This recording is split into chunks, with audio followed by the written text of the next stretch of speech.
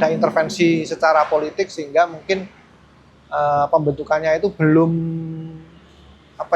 bulat lah gitu. Jadi perlu anggota koperasi, pengurus koperasi ini, calon-calon ini nanti perlu pendampingan dari dinas koperasi untuk mereka diberikan pengetahuan tentang koperasi, bagaimana melaksanakannya dan macam-macam. Kita ngerti nggak diberitahu ya, DPR nggak diberitahu, tapi tanya ke Pak Lurah itu, Pak Lurahnya tanya ke kita, tapi kita juga nggak tahu. Ada informasi jadi kan PT Agrinas ini kayaknya kerjasama dengan Kementerian Pertahanan, artinya TNI yang mendampingi pembangunan gere-gere di tiap desa, ya Pak ya. Betul. Nah, itu kami dengar 1 miliar sampai 1,6 untuk bikin gere dan gudang. Tapi kalau koperasi merah putih ini kan koperasi lain. Ini privilege-nya luar biasa. Kemudian ini PSN. Kalau PSN ini kan kemudian aturan semuanya ditarik ke pusat. Di daerah tidak boleh ngatur. Itu. Dengan seperti itu, sebetulnya kalau permodalan, koperasi ini masih diberi keleluasaan untuk mencari modal.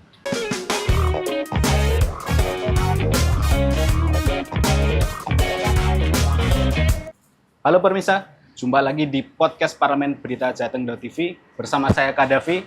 Kali ini kita sudah berada di selasar kantor DPRD Kabupaten Semarang. Nah, kali ini kita akan membincang perihal program koperasi desa atau kelurahan Merah Putih, ya salah satu program besutan Pak Presiden Prabowo ya.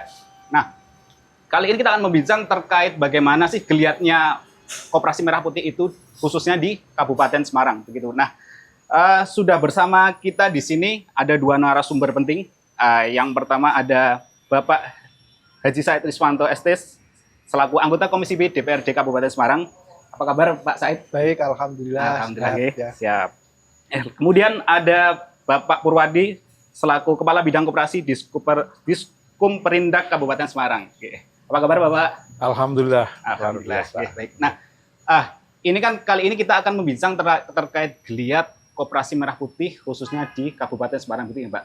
Nah, Koperasi Merah Putih sendiri ini kan bisa dibilang salah satu programnya Pak Presiden yang boleh bilang minim kabar miring ya, sekaligus progresnya pun kelihatan cukup baik di dalam pemberitaan begitu. Nah, mungkin dari Bapak sendiri dari Diskum Perindak itu bagaimana sih Pak perkembangan pelaksanaan Koperasi Merah Putih di Kabupaten Semarang begitu? Ya, terima kasih. Perkembangan Koperasi Merah Putih ini bicara dari awal mungkin ya. Siap. Dari mulai kita itu diminta untuk membentuk Koperasi Merah Putih sampai dengan kondisi saat ini.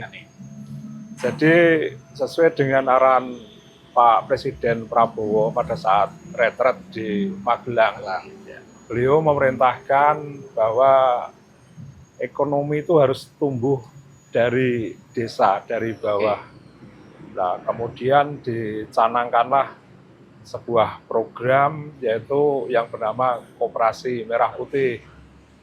Kemudian di bulan April itu sudah mulai untuk kita di kabupaten kota seluruh Indonesia diminta untuk mengawal pembentukan Koperasi Merah Putih, dan alhamdulillah pada bulan Mei itu di triwulan ketiga kami dari 208 desa dan 27 kelurahan ini sudah terbentuk Koperasi Merah Putih melalui musyawarah desa khusus dan musyawarah kelurahan khusus.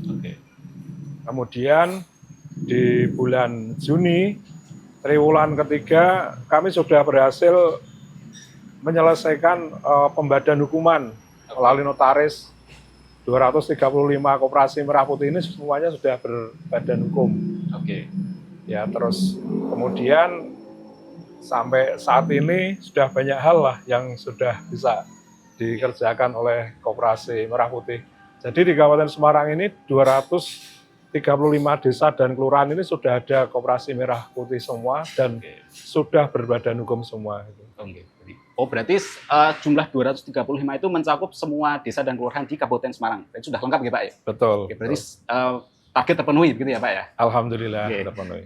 Nah, ini kan bagi sebagian awam mungkin ada yang masih kurang paham ya Pak. Koperasi Merah Putih itu seperti apa sih?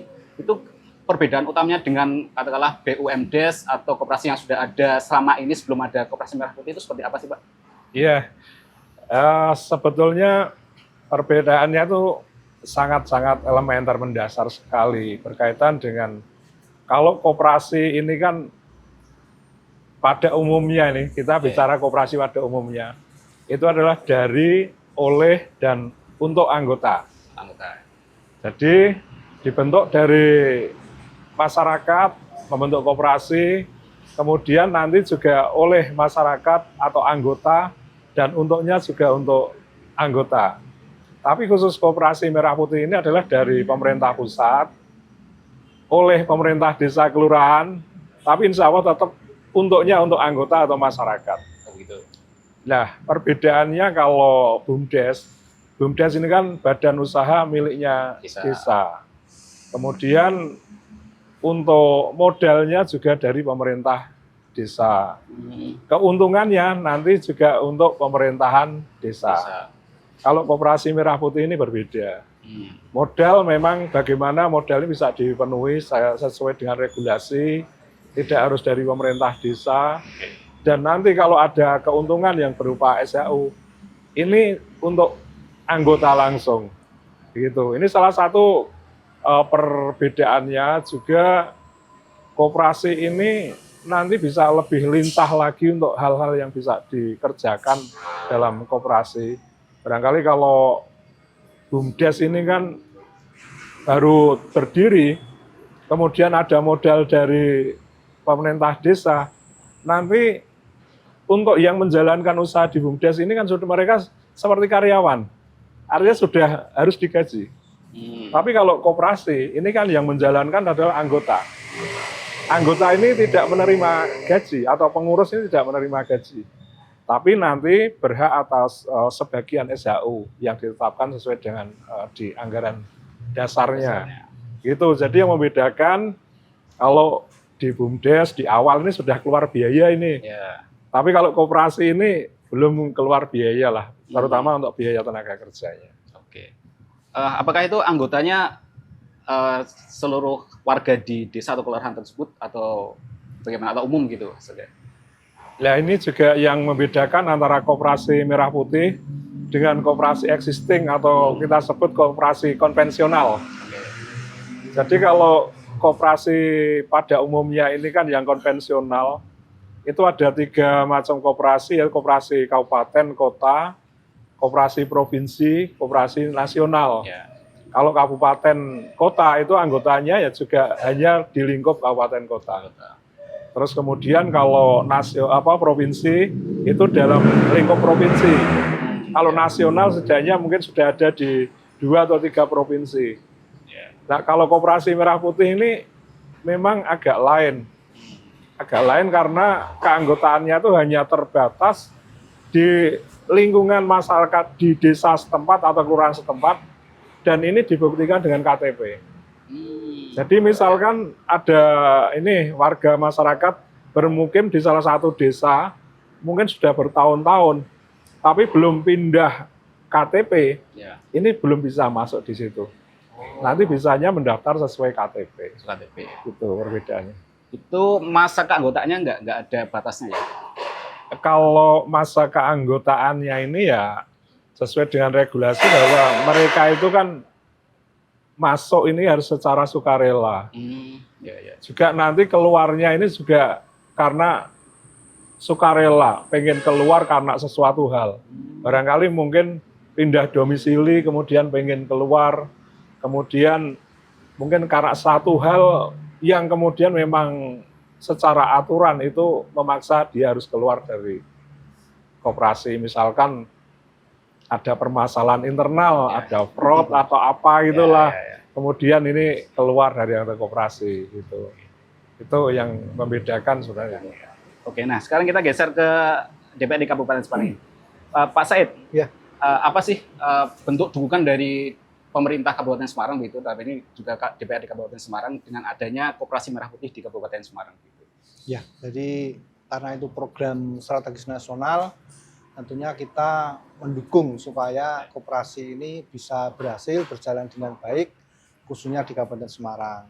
Upaya-upaya apa yang kita lakukan sejak awal, kita sudah sangat proaktif, khususnya Komisi B, saya di Komisi B Perekonomian, kami kemarin sebelum pembentukan itu juga mengundang kepala desa ya Pak ya, kepala desa, pengurus koperasi terkait kendala apa di pembentukan Koperasi Merah Putih. Memang sangat banyak dan kami memang memberikan menyalurkan apa-apa yang menjadi gejala. Lah mudah-mudahan dengan dukungan itu nanti pemerintah pusat mempunyai regulasi, mempunyai aturan, kemudian mempunyai dukungan yang optimal sehingga koperasi itu bisa berjalan dengan baik. Jadi intinya bahwa koperasi ini kan sifatnya usaha, Mas. Usaha ini sangat tergantung dengan modal. Nah, ini yang menjadi pemikiran kita bersama.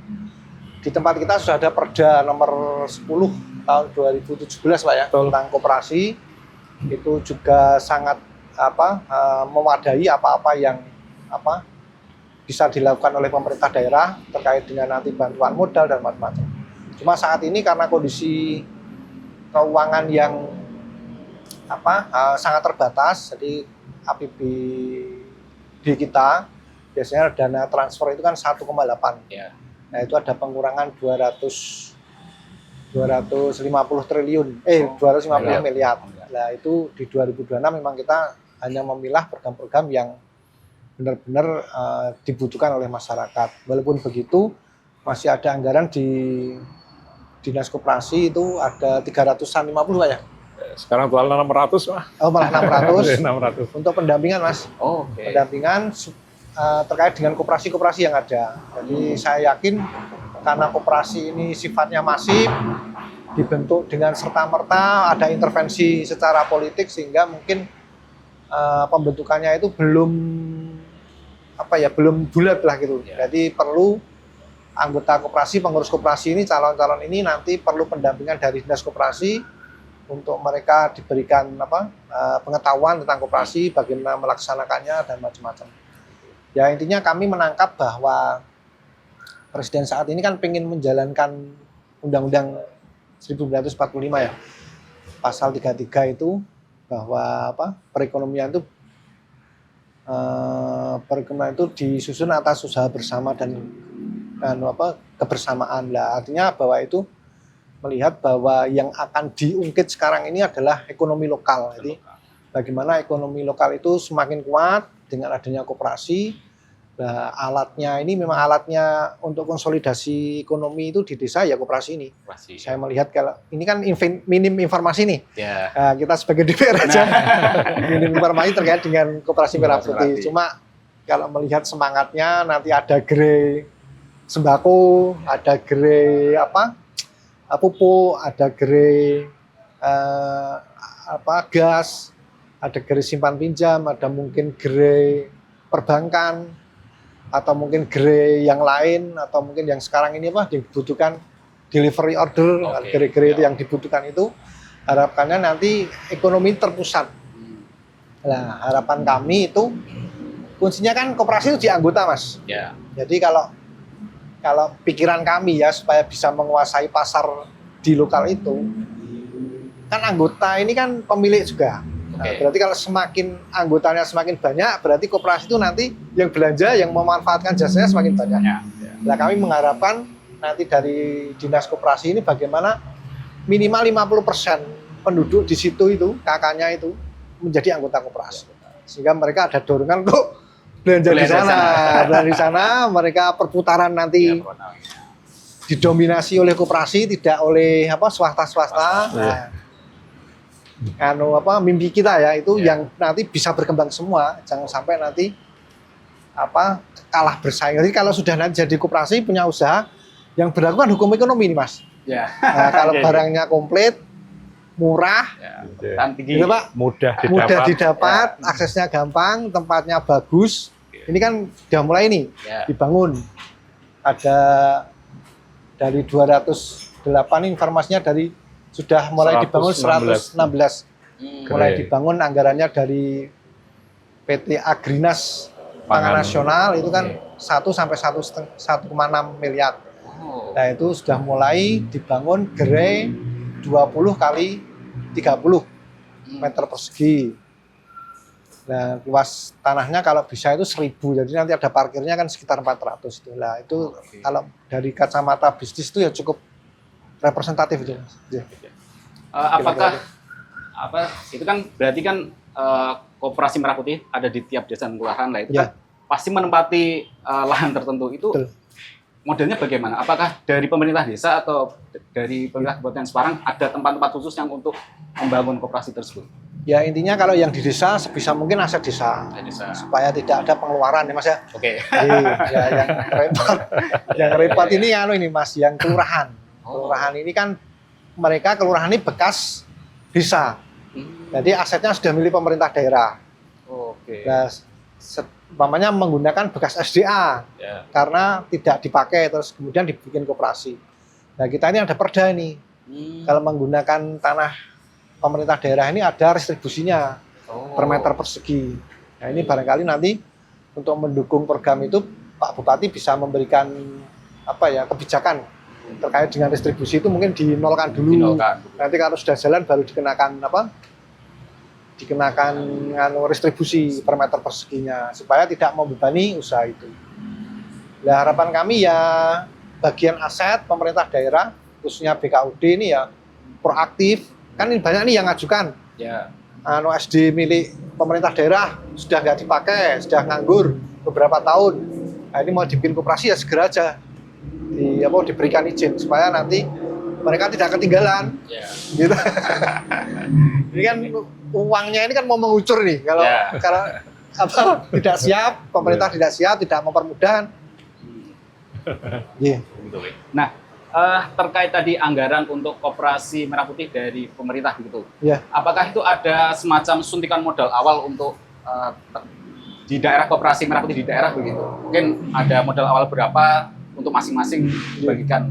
Jadi yang ada sekarang itu baru instruksi Presiden nomor 17 yang terakhir tahun 2025 25. tentang percepatan pembangunan gerai ya Pak ya. Betul, Pak. Nah itu hanya itu di Perpres itu memerintahkan ke beberapa kementerian. Kementerian Pangan, kemudian ada Kementerian Koperasi tugasnya ini, Kementerian Keuangan tugasnya ini. Lah kami baca ini masih belum teknis nih Pak. Oh. Ya jadi kita belum tahu, cuma kita dikabari tahu-tahu ini ada kita ngerti nggak diberitahu ya, DPR nggak diberitahu tapi Ya. tanya ke Pak Lurah itu Pak Lurahnya tanya ke kita, Oh. tapi kita juga nggak tahu. Nggak tahu. Ada informasi jadi kan PT Agrinas ini kayaknya kerjasama dengan Kementerian Pertahanan. Oke. Nah, artinya TNI ya, TNI yang mendampingi pembangunan gerai-gerai di tiap desa, ya Pak ya. Betul, Pak. Nah, itu kami dengar 1 miliar sampai 1,6 untuk bikin gerai dan gudang. Ada lagi informasinya nanti dibeli mobil truk 1, Aduh, kemudian pickup 1, roda 3 1 ya Pak ya. betul. Nah itu detailnya kami nggak tahu, yang tahu hanya TNI. Ya, cuma kami berprasangka baik aja. Ya. Oh, berarti itu yang dari Agrinas hanya fisiknya ya, katakanlah begitu. Bukan modal dalam artian untuk pulaan begitu ya, bukan? Nah belum tahu tadi informasi dari Udah. Pak Pur mungkin menjelaskan. Jadi kalau untuk menjalankan usaha Koperasi Merah Putih, ini memang ya ini kan program baru. Oke. Karena program baru ini kan masih mencari bentuk yang barangkali yang tepat lah seperti apa. Di awal itu sebelum mau dibangun gerai itu sudah mulai proses desa untuk mengajukan KDMP untuk mengajukan permodalan itu melalui Himbara. Itu ada aplikasi namanya Simkopdes. Jadi nanti tinggal klik mau pinjam berapa, tapi uang ini tidak kucur ke rekening koperasi, tapi langsung terkucur di mana koperasi ini mau ambil barang. Di situ ada dari Pertamina Patra Niaga, yang menyediakan gas LPG 3 kg itu. Iya.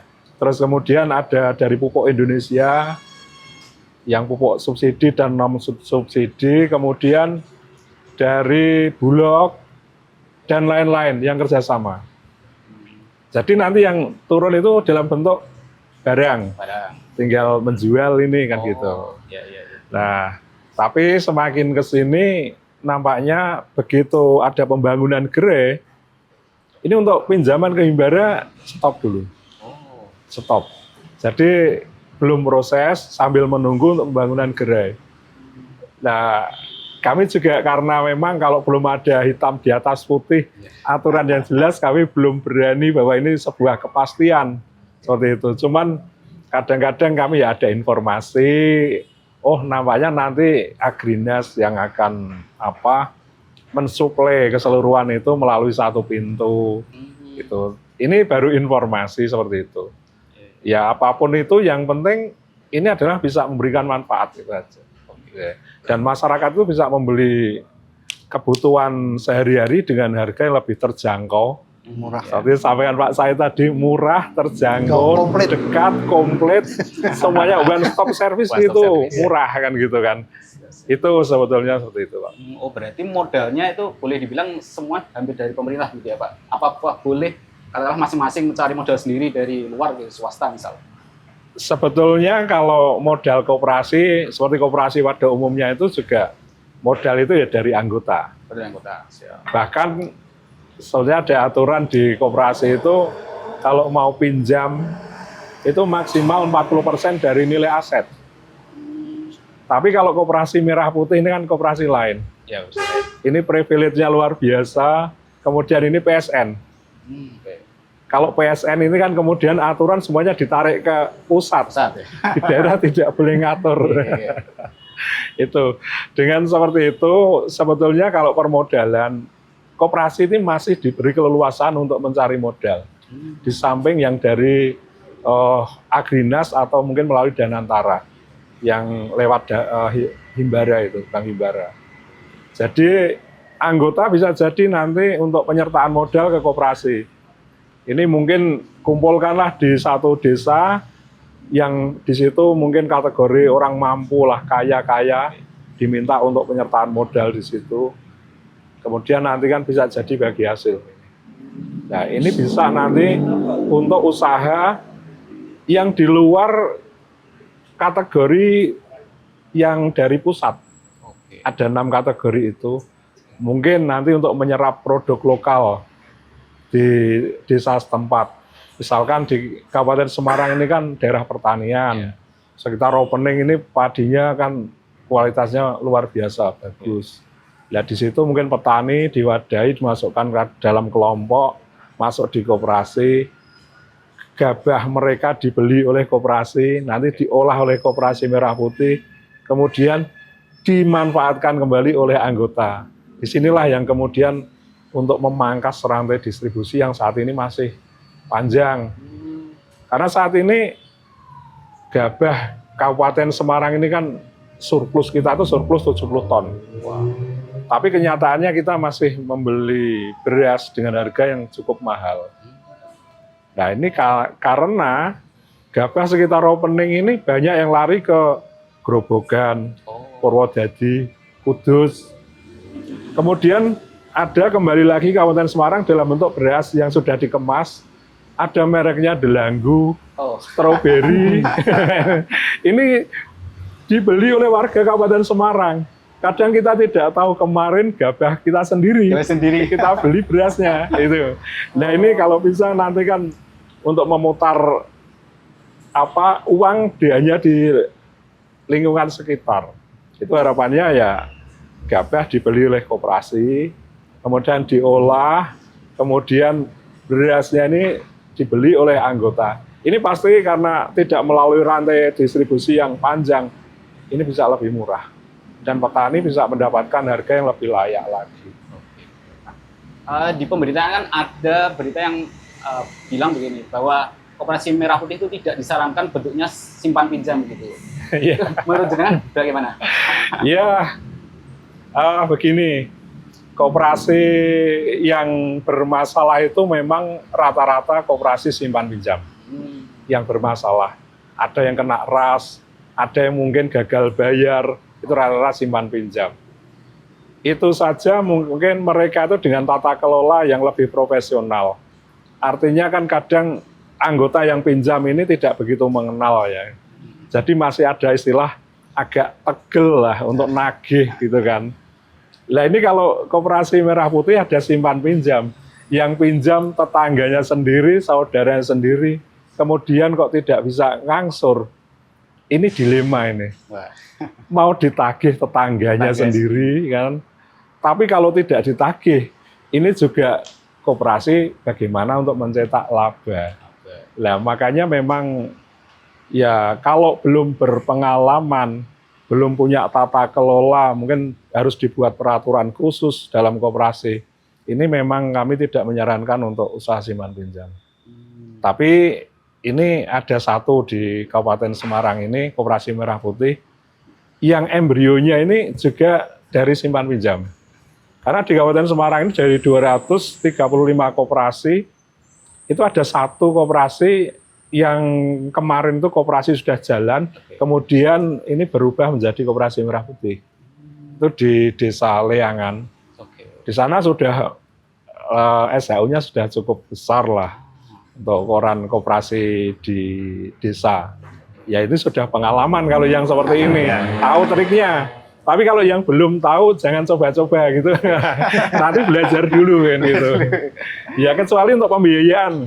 Pembiayaan jadi nanti petani yang mau nggarap sawah ini biasanya kan mereka berat ini kalau mau nggarap sawah modalnya dari mana ini untuk beli pupuk, untuk beli benih gitu kan. Ini bisa jadi dibiayai Koperasi Merah Putih. Terus kemudian tapi nanti kalau panen harus dijual ke Koperasi Merah Putih.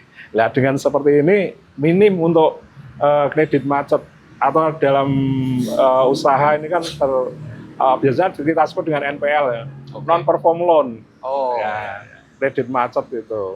Karena kalau aturan seperti di perbankan dan koperasi sebetulnya kredit macet itu hanya maksimal itu ambang batas wajar normal itu 5%. Kalau sudah di atas 5% ini kan kategori tidak sehat. Itu sebetulnya kenapa kami tidak menyarankan untuk usaha simpan pinjam. Nantilah gitu. Gitu. Siap. Nah, balik lagi ke DPRD Kabupaten Semarang, Pak, apakah ada semacam untuk pengawasan terhadap Koperasi Merah Putih di daerah gitu, Pak? Barangkali ada yang ya mungkin dapat modal tapi ternyata koperasinya itu hanya formalitas gitu. Ya cuma ada dokumen saja begitulah, tapi fisiknya ya apa adanya seperti itu. Dan ini masih kalau Koperasi Merah Putih kan masih terlalu dini ya Mas ya. Terlalu dini, kita hanya bisa melihat data aja di yang disampaikan oleh ketika pembahasan dengan Dinas Koperasi. Cuma yang ini kan yang jalan itu kan belum kan Mas, masih 1-2. Mungkin di Bani Biru ada ya Pak ya, Bani Biru itu sudah jalan cuma. Iya. Nah ini mereka kan masih kemarin baru belum ada gerakan masif nih dari pemerintah pusat. Kalau pemerintah pusat kemarin kan tahunnya itu bikin nanti bisa jalan. Ternyata kan nggak bisa jalan Mas, setelah pembentukan nggak bisa jalan. Akhirnya ada setelah instruksi Presiden nomor 9 itu kan nggak jalan. Kemudian dia ada instruksi Presiden nomor 17 2025 yaitu yang secara masif membentuk koperasi-koperasi. Nah harapannya nanti kalau sudah jadi grandnya, sudah ada perlengkapannya, ya nanti pemerintah juga mikirkan sekalian modalnya dan jaringan bisnisnya dan pelatihannya. Nah kalau tidak masif seperti itu, bersaing dengan dunia usaha yang sudah mapan akan sulit bersaing. Jadi kami mengharap ya cuma memang saat ini banyak keluhan, ketakutan dari khususnya pemerintah desa ya Pak ya. Betul. Terkait dengan pemakaian dana untuk membangun Koperasi Merah Putih itu apakah nanti mempengaruhi dana alokasi dana desa mereka. Nah, ini yang sampai saat ini masih simpang siur, belum ada kepastian. Jadi terkait dengan pagu dana desa pun kita masih menggunakan pagu yang kemarin tahun 2025 untuk APBDes 2026. Nah nanti belum tahu nih Apakah nanti yang untuk bangun itu diambilkan nanti dari desa? Belum tahu.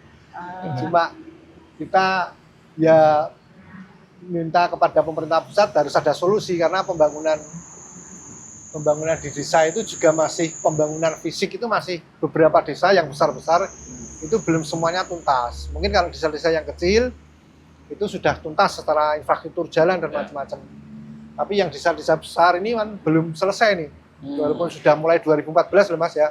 Dan sudah 10 tahunan itu masih belum selesai, artinya dana DD itu masih dibutuhkan.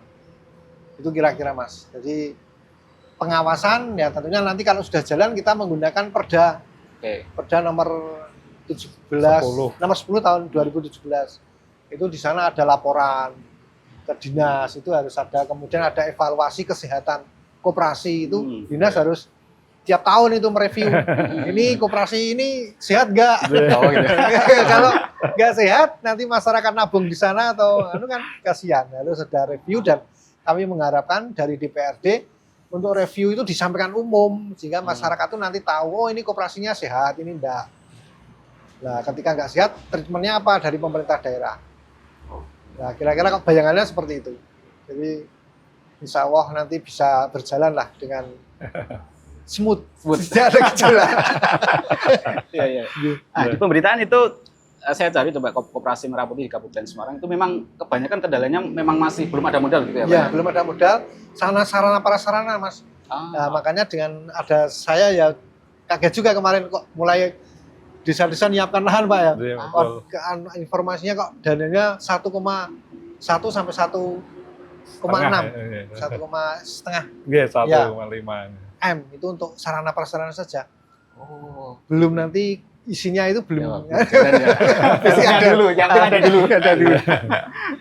Oke. Nah, balik lagi ke Diskumparindak. Sejauh ini apakah sudah ada semacam pendampingan yang sudah diberikan oleh dinas atau yang akan diberikan oleh dinas begitu Pak kepada Koperasi Merah Putih di daerah? Pendampingan kami sejak awal ya. Sejak awal. Jadi pada saat pembentukan ini, bahkan dinas ini kan karena apa? Kami disuruh berangkat ini kan setelah amunisi ini sudah tertata rapi dan tidak ada amunisi yang untuk ini, pembentukan Koperasi Merah Putih tidak ada. Jadi kami berangkat dengan semangat 45. Makanya waktu itu kami merasa menjadi pegawai yang paling nasionalis. Paling nasionalis.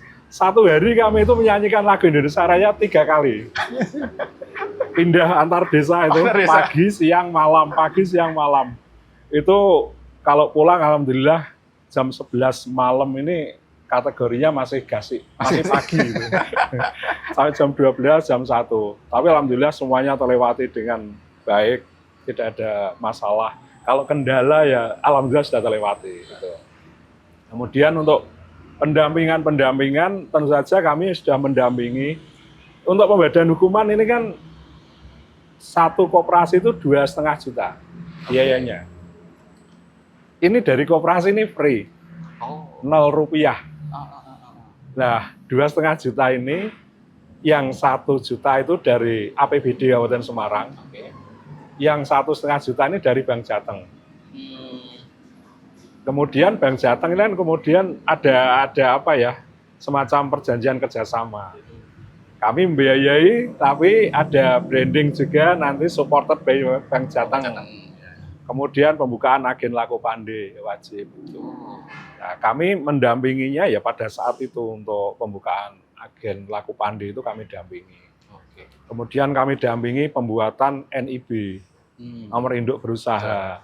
Itu kami dampingi, bahkan kami itu mendampingi 24 jam lah.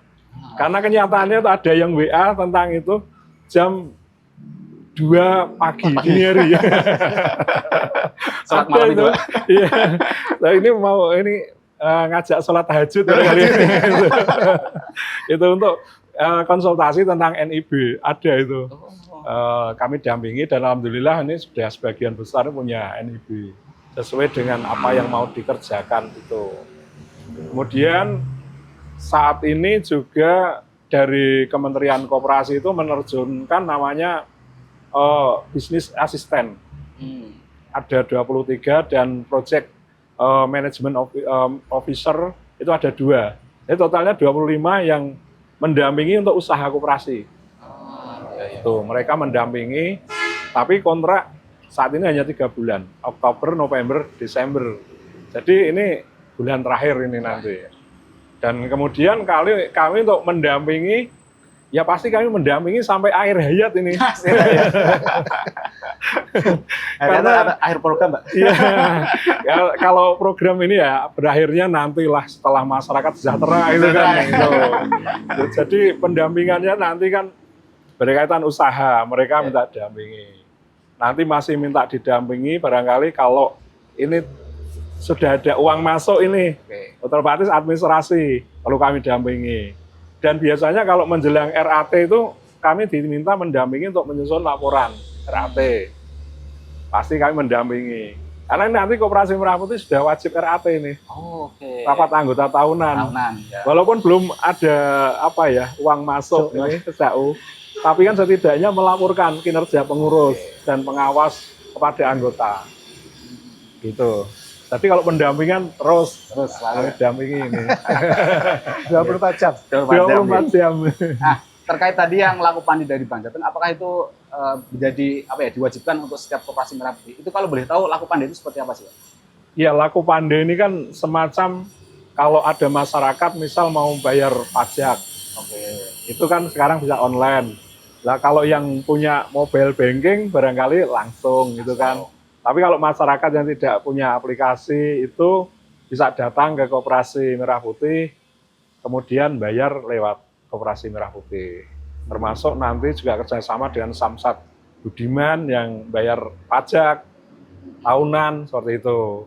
Jadi untuk pembayaran listrik, terus tagihan barangkali telepon, IndiHome, macam itu, nanti lewat Koperasi Merah Putih. Gitu. Nah, ini mungkin bisa dinikmati dulu, Pak, sambil kita menikmati begitu. Nih, monggo. Ya. Amin. Tadi ngobrol serius terus.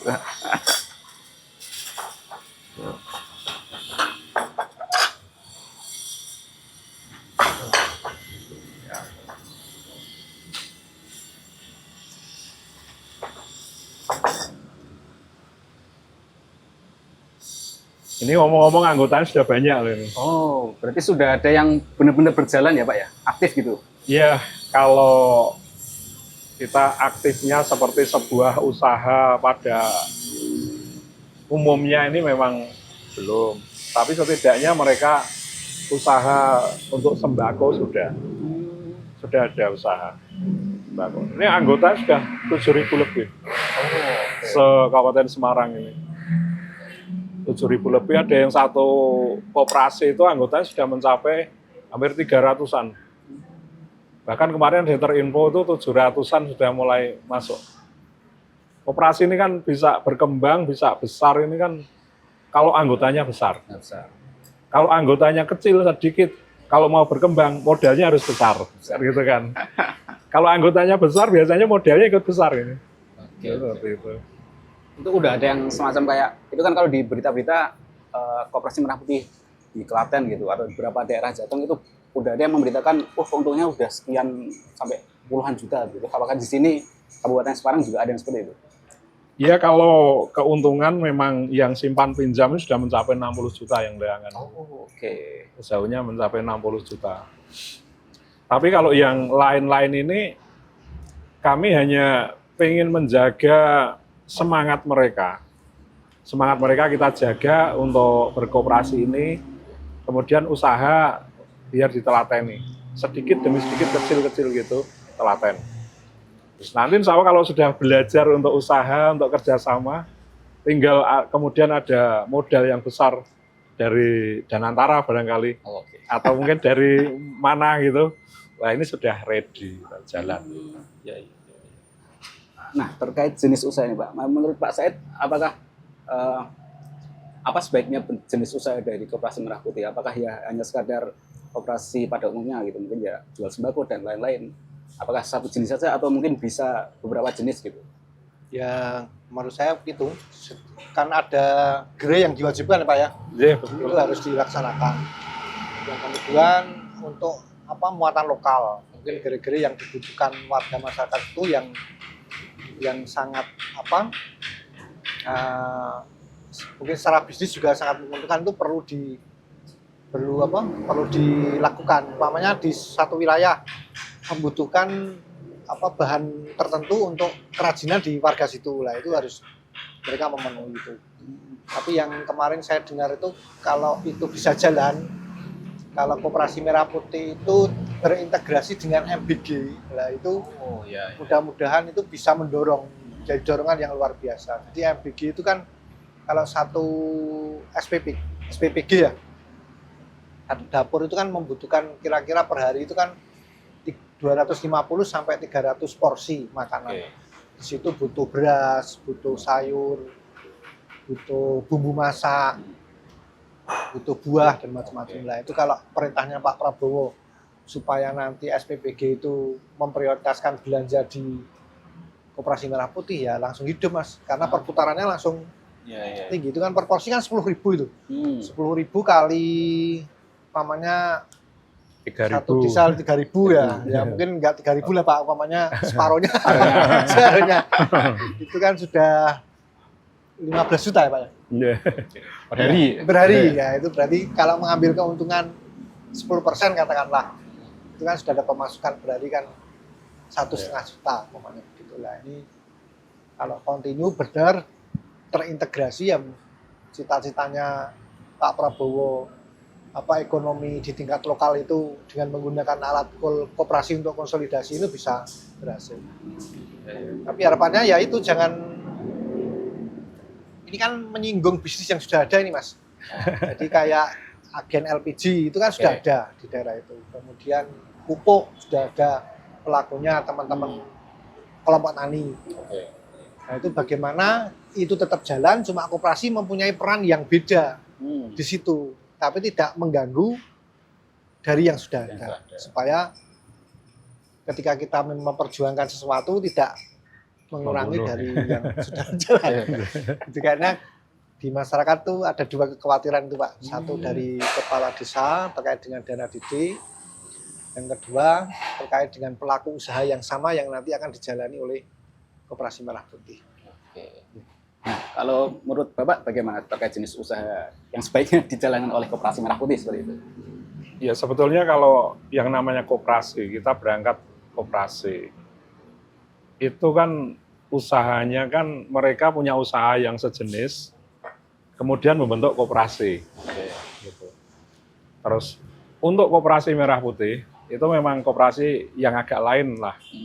Karena di awal itu jenis koperasi itu dulu hanya ada 5. Koperasi produsen, konsumen, kemudian pemasaran, jasa, simpan pinjam. Kemudian dengan adanya program ini, Koperasi Merah Putih, muncul jenis ke-6 yaitu Koperasi Merah Putih. Nah, Koperasi Merah Putih ini tidak seperti koperasi yang 5 ini. Ini ibaratnya semua usaha bisa dikerjakan, yang penting legal, sah. Seperti koperasi simpan pinjam ini kan tidak boleh, kemudian ada perdagangan itu tidak boleh, hanya simpan pinjam fokus. Tapi kalau Koperasi Merah Putih, apapun silahkan. Jadi untuk usaha. Nah yang diutamakan memang koperasi ini adalah untuk mencukupi kebutuhan pokok anggota. Otomatis kalau di masyarakat ini kan ya kebutuhan akan sembako dulu yang dicukupi. Ini karena ini menjadi kebutuhan dasar. Kalau kebutuhan dasar sudah bisa didapatkan dengan harga yang murah, didapatkan dengan mudah, itu akan kemudian men-trigger yang lain. Untuk men-trigger yang lain. Nah inilah sebetulnya usaha-usaha ini memang kalau dari pusat itu kan ada nantinya itu apotek, klinik, gitu. Tapi saat ini memang belum ada karena secara regulasi juga belum ada. Mungkin nanti kalau sudah ada regulasi, desa ada 1 apotek. Mungkin dari BUMN Kimia Farma ini yang suplai kan, taruh di situ. Nah, terus kemudian nanti kerjasama dengan BPJS Kesehatan. ada klinik satu desa ini yang anggota BPJS kapitasinya masukkan di kliniknya Koperasi Merah Putih. Nah, ini kan ini sudah penghasilan yang sangat luar biasa. Di Kabupaten Semarang ada desa yang penduduknya itu mencapai 14.000. Kalau semuanya anggota BPJS Kesehatan dan kapitasinya masuk di Koperasi. klinik koperasi ini, sudah berapa puluh juta yang nanti masuk ke Koperasi Merah Putih. Itu nanti ya pastinya dipotong biaya operasional macam-macam. Tapi setidaknya sudah ada usaha yang benar-benar menghasilkan. Itu terus kemudian nanti kan juga mungkin ada beberapa usaha di situ kan ada cold storage gitu kan. Mungkin kalau cold storage ini di Kabupaten Semarang agak kurang cocok mungkin. Ya perlu tapi mungkin dengan kapasitas yang disesuaikan dengan kebutuhan. Karena kalau cold storage ini kan lebih cocoknya yang pantura, hasil tangkapan ini dari nelayan masuk ke situ. Kalau yang di wilayah Kabupaten Semarang barangkali nanti lebih disesuaikan dengan kebutuhan Kabupaten Semarang. Gitu. Siap. Nah, di Kabupaten Semarang kan ini kan potensi lokalnya banyak sekali, Pak. Ya. Itu gimana strateginya dinas untuk katakanlah memetakan agar masing-masing koperasi Merah Putih di desa itu tidak saling mematikan istilahnya kayak gitulah. Persaingannya benar-benar mematikan gitu. Ya, sebetulnya nanti kalau jalan sama jalan ini bukan saling membunuh, tapi justru saling kerjasama. Yang terjadi saat ini saling kerjasama. Iya, misalkan yang wilayah perkotaan, rata-rata untuk luasan sawah itu sudah sangat berkurang. Terus kemudian seperti di Bandungan, Kecamatan Bandungan, Kecamatan Getasan. Di Getasan ini tidak ada sawah. Tapi kan warga Getasan semuanya makannya nasi. Nah, otomatis kan butuh kerjasama ini. Kalau mau butuh berasnya, ambil yang sekitar opening. Yang sekitar opening kalau pengen sayur, ambil di Getasan. Nah, ini saling kerjasama, sinergi. Sebetulnya tidak saling membunuh. Karena pasarnya sudah jelas ini. Sudah jelas. Gitu. Nah, Pak Said. Ya. Ini kan waktu itu Gubernur Jateng Pak Lutfi itu kan pernah bilang bahwa Koperasi Merah Putih nanti itu pengurusnya bisa diambilkan dari P3 seperti itu. P3K. P3K, maaf. Nah, itu menurut jenengan bagaimana? Apakah di Kabupaten Semarang ini banyak? Informasinya satu koperasi, satu P3K. Itu untuk membantu pendampingan dan membantu administrasi. Informasinya seperti itu. Cuma kalau bisa itu P3K-nya itu yang rekrut pemerintah pusat dengan standar yang ada. Jangan sampai nanti P3-nya itu diambil dari existing P3K yang di Kabupaten Semarang. Kemampuannya beda, Mas. Ya, kita kan ngambil P3K kan ada guru, ada tenaga ini. Lah ini kan kemampuannya di bidang itu kan nggak ada lah. Harapan kami yang untuk dampingi Koperasi Merah Putih ya seperti MBG itu, dia buka sendiri, nanti penggajiannya dari pemerintah pusat. Kalau ngambil dari sini, wah, Mas, kita kelimpungan nih. ya harapannya berharap aja di P3K-nya dari pemerintah pusat. Maksudnya tadi kelimpungan itu masih terkait gaji seperti itu? Iya, kalau nanti ngambil 235 P3K dari Kabupaten Semarang, ya ini kan dibutuhkan nih tenaganya ini untuk kita sendiri. Itu pun kita masih kekurangan pegawai. Terus penggajiannya kan lewat kita nih. Ya, nanti itu diambil oleh Koperasi Merah Putih, kemudian kita ngerekrut lagi kan berarti beban pemerintah daerah semakin besar.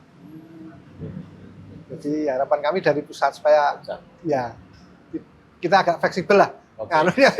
Seperti pendamping desa mungkin lah. Ya, seperti pendamping desa kan dari kementerian. Langsung.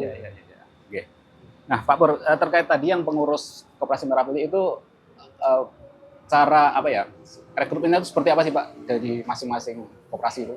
Pengurusnya ya? Ya, pengurusnya. Ya. Ini memang Koperasi Merah Putih sekali lagi lain dengan koperasi konvensional. Kalau koperasi konvensional itu kan pengurus, pengawas ini kan dipilih dari anggota koperasi. Kalau Koperasi Merah Putih kan ketua pengawas dijabat ex officio kepala desa atau lurah. Ya. Itu. Terus kemudian kalau untuk yang pengurusnya dan anggota pengawas yang lain itu memang dipilih dari anggota.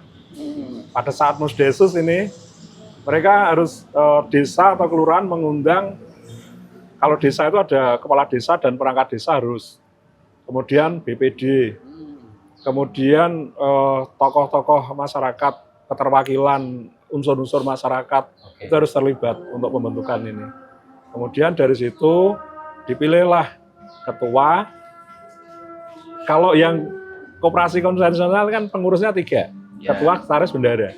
Kalau koperasi Merah Putih tidak, ada 5.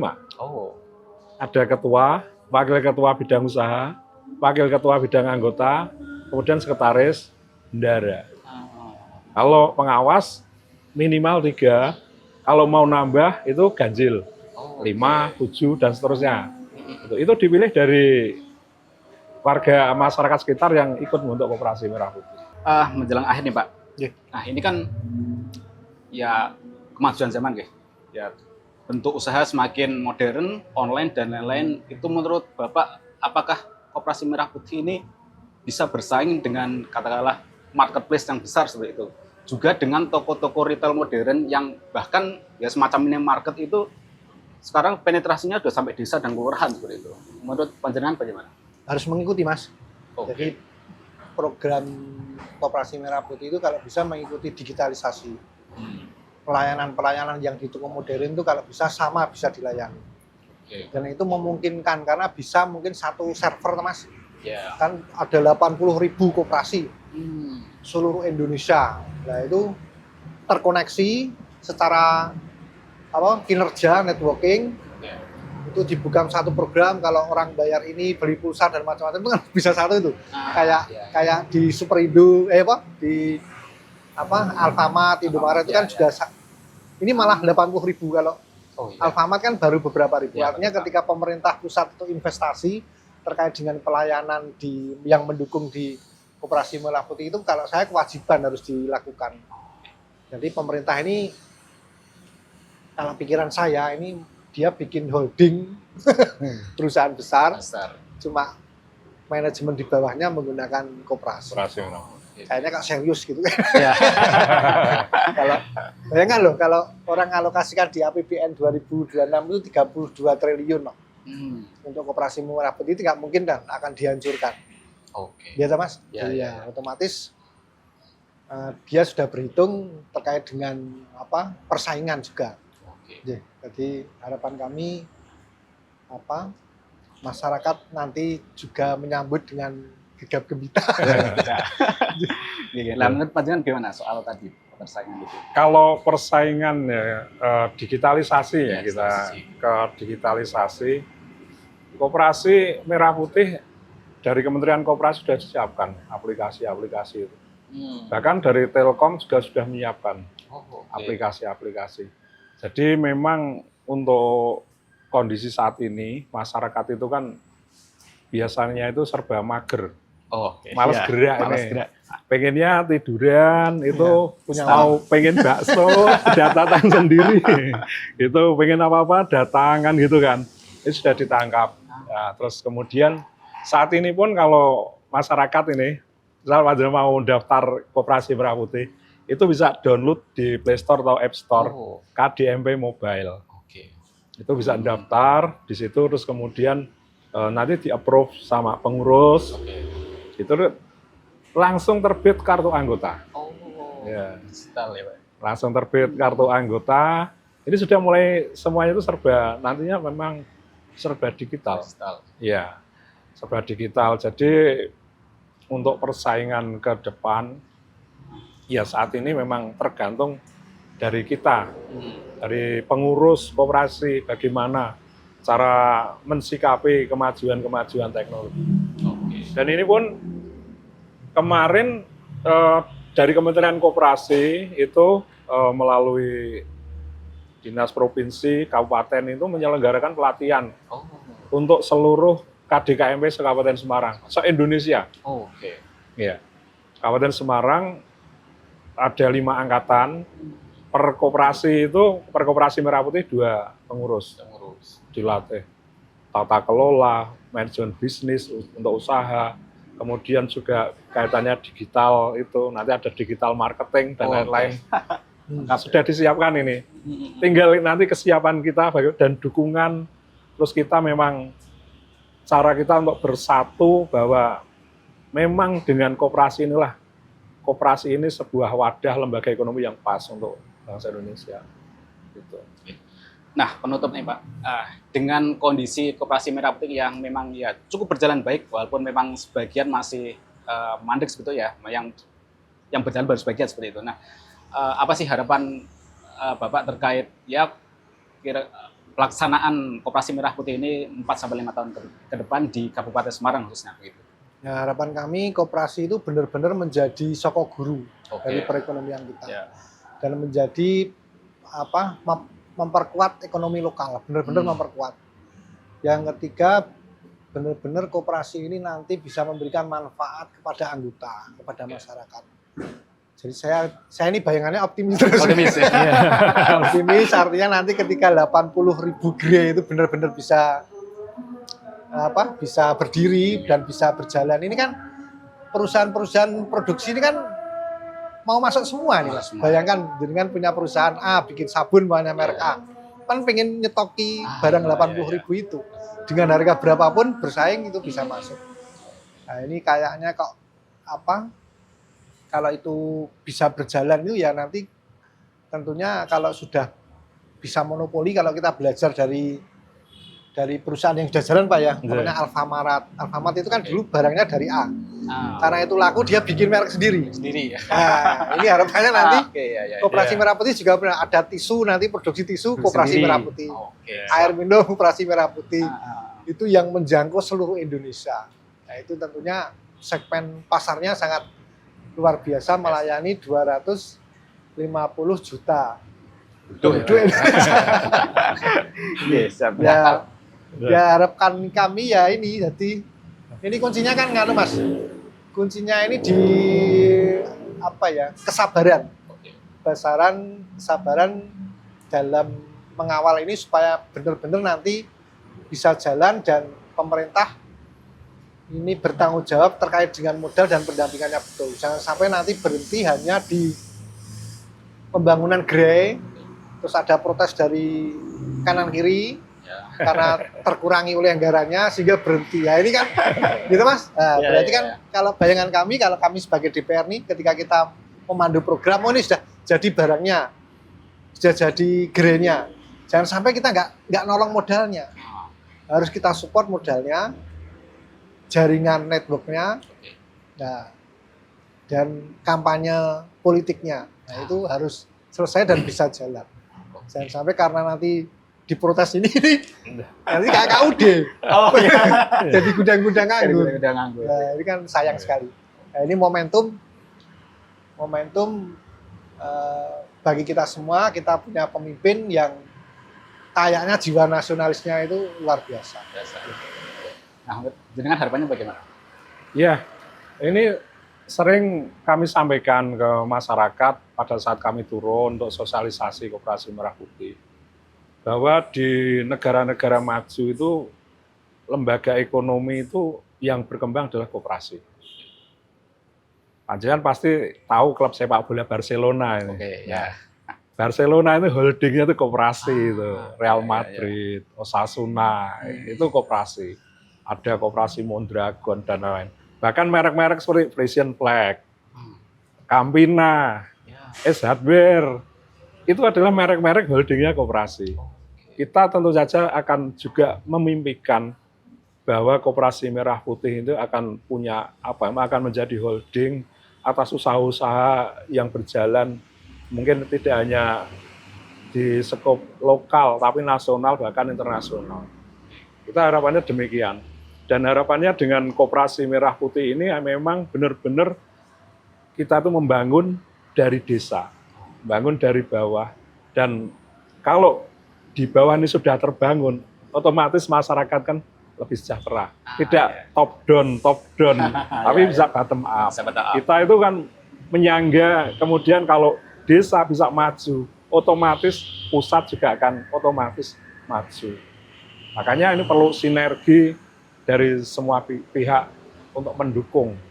Alhamdulillah ini sudah mulai, ini Pak Said dari DPR kan sudah antusias banget, optimis.